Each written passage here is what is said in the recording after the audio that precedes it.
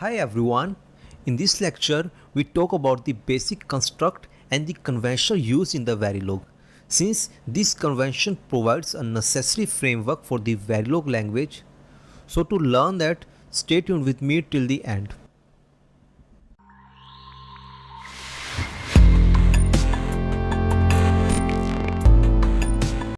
So before get start, let's first talk about the today's lecture outline. So in the first module, we're gonna talk about the different data types that are gonna support by the Verilog language. And we're gonna also talk about their strength level and their logics value. Moving onwards to our second module, here we're gonna talk about the different type of the operators that are gonna support in the Verilog language, and we're gonna also talk about how we're gonna define those operators for performing some multiplication, addition, or performing some logical operations. We need the operators. So the Verilog operators, like there are few examples of the Verilog operators like the arithmetic operators, the logical operators, some bitwise operators, and so on. And finally, in the last module, we're gonna took few examples that are gonna related our data types and the operators, and we're gonna perform their simulation and their synthesis on the EDA Playground platform. So let's gonna dive in our first module, the data types. The data types in the Verilog means the actual data storage and the switching element used in our hardware. And these data types are being divided into different logic levels and their strength value, so to resolve the conflict between the signals and to provide us the accurate modeling of our hardware element. Now, the Verilog supports the two main class of the data type, that includes reg and wire, and there is other data types that has been supported in the Verilog is integer, real, event, and there is different strength level are also being provided to manage our data types as accurately as possible. So first we're going to talk about the two main class of the data type in the Verilog.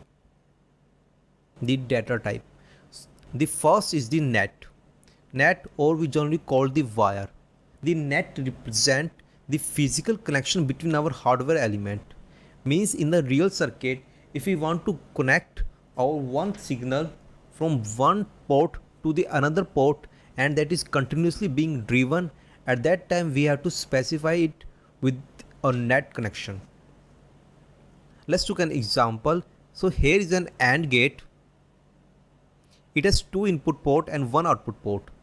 So to model it and to connect it with the ports, we have to connect it with a net, and we are giving its name A, B and C.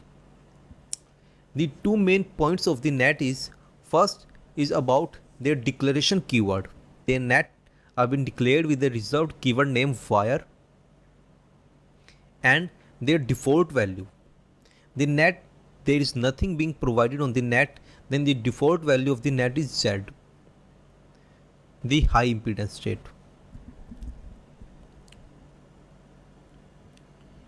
So in our AND example, we're going to define it with the name wire A, or we're going to define it with wire B and C also. Now moving onwards to our second class of data type, that is the reg. The reg basically means that it is used for storing the value that we can use as a temporary base, so that we can use it for the further use, and sometimes we have to store it until that value has been replaced by another value. The two main points of the reg is, first is about their declaration. The reg has been declared with a reserved keyword name reg, and second is about their default value. If nothing has been specified in the reg, then they automatically take the value as the X or the unknown value. So can we define our net and reg as a combination of different signals? Yes. If there is a multiple bit signals are being coming, we can define our net and the reg with a vector symbols also. For example, like wire,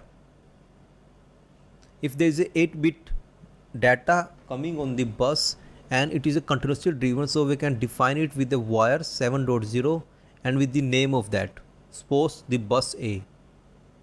And also we can define our reg with a vector value like reg whatever the value, let's suppose a 64-bit address is coming, so we can define it with the 0 up to 63 and its name, that is address. So remember here the key point is that on declaring our net and the reg in the vector form, the first, the left number will be the MSB always and the left is the LSB. So in our case we are declaring our bus A on the wire, so here the 7th bit is our MSB and on our reg here the 0th bit is the MSB. Now to support our hardware as accurately as possible and to resolve the conflict between the different signals, there are 4 different logic values that are being supported in the Verilog and there are 8 signal strength that are being supported in the Verilog. So let's talk about them. So the first about is the logic level. The Verilog supports 4 logic level, namely as 0, 1, unknown and high impedance. The 0 means that if there is a signal that is going to transition from 1 to 0 and being stable at 0, or if there is a signal that has been connected to the ground, we are going to call it the logic 0 level. For our logic 1 level, if there is going to transition happen from low to high and our signal being stable at high, we are going to call it the logic 1 level. And also if our signal is connected to the supply voltage, we are going to define it with the logic 1 level. About the unknown state and the high impedance state, there is a lot of confusion happen between the unknown and their high impedance. So now let's talk about in much more details about the unknown and the high impedance state. So first thing about is the unknown X state. So the unknown X means our level of the signal is not known. It may be done at intentionally or unintentionally. Means that if two signals are being connected at one point and each signal having their different logic values, suppose 1 or the 0 and both having their same strength level, then we can't define the logic here. So we're going to talk it as the unknown X state. So this is an intentionally being produced in our design, and sometimes unintentionally if we don't know about the internal storage, then in the Verilog we're going to define it with an unknown value named as X. It basically means we don't know about the logic value here. For example, like we are defining our memories and we are defining some other initial registers with an unknown X value. Whenever there is a reset happen, our memories and the register, they're gonna take it the value X.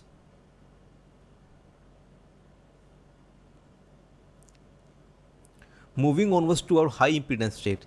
The high impedance or the Z means that our signal or our wire that is being in the floating mode, means that our wire is not connected to any logic, to any value or any signal, but it can simply change its logic level whenever it is connected to the logic 0 or the logic 1 level. For example, like if there is 2 wire that are being plotted here, in this case our output is high impedance. So whenever we have connect one wire here to here, so if the supply voltage, we got the output as 1, or we can connect it with the 0, we got the output as 0. So the high impedance state means that our signal is in the floating mode and it is not connected to anywhere else. And the unknown X means that there is some conflict happen between two signals and we can't define its logic. So it is connection of the two signals, and the high impedance means it is floating. Moving onwards on their strength level. As the Verilog supports 8 type of the strength level, and On the yellow box, we are defining the strength level of all the net signals, and on the green box, we are defining the strength level of the register. It basically means that our strength level supply means our VDD, and it has the highest degree of the strength, and it is of the type driven. Driven means means that our signal is continuously driven and its degree of strength level is the strongest one. Now if the strength level has been decreased little bit, and we're going to define it with the strength level named strong, and it is also of the type driven, as this strength level belongs to our net, and net is generally being a continuously driven of our signal. That's why it's of the type driven. And if we go further, go down, the strength level moving from strong to pull, and there is a strength level of our reg. It is generally the large, medium and the small, and the type here is the storage. How this strength is worked in Verilog. Let's look an example. Suppose the two signals are coming, one having the strength level, let's suppose pull 1, and second has the strength level weak 0, and they both gonna contention at one point. So at that time we get the output as pull 1, because the strength level of pull is more as compared to strength level of weak. And if two signals, let's suppose 1 and 0, and both having the same strength, let's say strong and strong, and they're gonna connect it, at that time there is a conflict happen, and the state we got it unknown state or the unknown logic here. So in this way the strength level works in the Verilog. Apart from this strength level in the Verilog, there are other methods to resolve the contention without using the strength level. So we're going to talk about them in the further lectures, but now we're going to continue this lecture with our other data types, that are the integer, real and time. First we're going to talk about the integer data type. The integer data type, it is a general purpose register data type that has been used for manipulating the quantities. Here the quantity means that if we have to count something, at that time it's better to use the integer data type as compared to the reg data type. There is difference between the reg data type and the integer data type. The first difference is that the integer data type, they always store the value as a signed quantity, whereas the rest store the value as the unsigned quantity. And the second difference is the integer data type, their default value is 32-bit, whereas the register data type, they can store the value as the 1-bit. Let's understand it with the help of an example. Let's suppose we took an example named counter. So we defined the variable with the reserved keyword name integer, and its name, let's suppose count. Then we go for the initial block to specify and initialize its value. At that time, if we are using integer as the data type, so we can define our count variable as -1 if we have to start it at the negative value, but we can't do that when we are specify our count with the reg data type. But for the integer we can do that also, because it can store this signed quantity. Now moving onwards to our second data type, that is the time. Time is the most important data type in the Verilog because it stores the current simulation time at that time our variable that we are defining. So the Verilog simulation is all done with respect to the simulation time, and we can store those values in the register data type named time. So the reserved keyword for the time variable is $time. So every time when we are invoked our current time simulation, we simply use our $time data type, and we can define its value and moving it to another variable. The example is showing here for the time data type is $time and we are putting its value to the variable a. So whenever we are calling the variable a, it will give us the current simulation time at that point. And we can also use $time directly in our display statement for displaying the current time. Now moving onwards, our last data type, that is the real data type.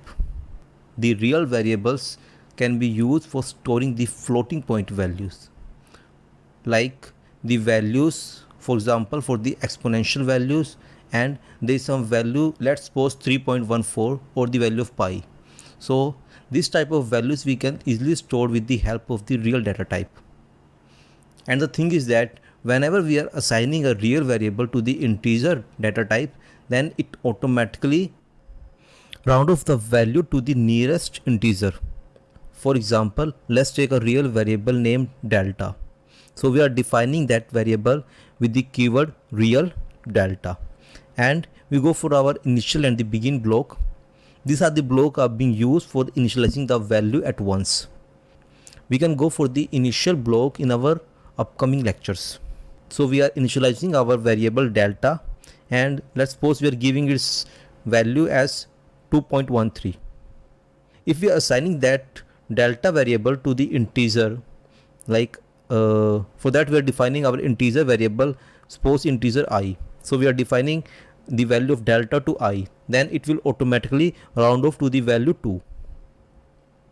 These are the different data types that are being supported in the Verilog, and we can move on to our another module, that is the operator.